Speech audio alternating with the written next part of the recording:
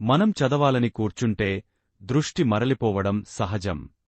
Phone, TV, ఆటలు ఇవన్నీ మన ఫోకస్ని తీసుకెళ్తాయి. కాని ఆందోళన వద్దు. ఇవాళ నేను మీతో 5 అద్భుతమైన చదువు హ్యాక్స్ పంచుకోబోతున్నాను. ఇవి మీ టైం మేనేజ్మెంట్, మెమరీ, ఫోకస్ అన్నింటినీ మెరుగుపరుస్తాయి. మొదటి హ్యాక్, పామోడోరో టెక్నిక్. 25 నిమిషాల పాటు పూర్తిగా ఫోకస్ చేసి చదవండి.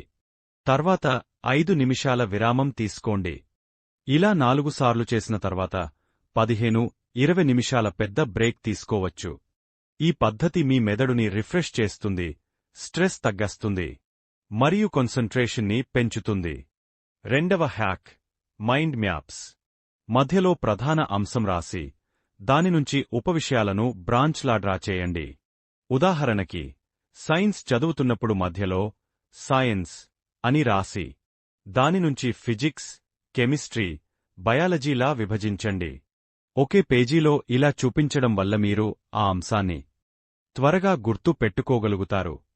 మూడవ హ్యాక్, యాక్టివ్ రికాల్ ఫ్లాష్ కార్డ్స్తో.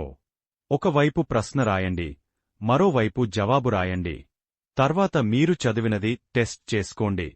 ఉదాహరణకి, వాట్ ఈజ్ ఫోటోసింథసిస్ అని ముందువైపు రాయండి, వెనుకవైపు జవాబు రాయండి. ఈ పద్ధతి రిపీటెడ్ రీడింగ్ కంటే చాలా బలంగా మన మెదడులో నిలబెట్టుతుంది.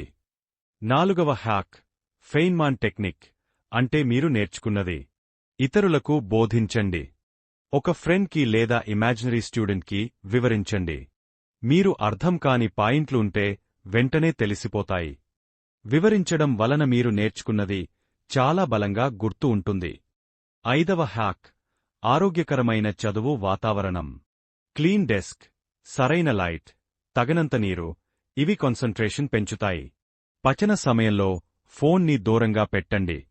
అలాగే 7-8 గంటల నిద్ర మరియు తేలికపాటి వ్యాయామం కూడా చదువులో ఎనర్జీ ఇస్తాయి. గది క్లీన్గా ఉంటే మన మనస్సు కూడా క్లియర్గా ఉంటుంది. ఇవి నా 5 చదువు హ్యాక్స్. మీకు ఎక్కువగా నచ్చిన హ్యాక్ ఏది అనిపిస్తుందో కామెంట్లో రాయండి. ప్రతిరోజు కనీసం 1 ప్రయత్నించండి.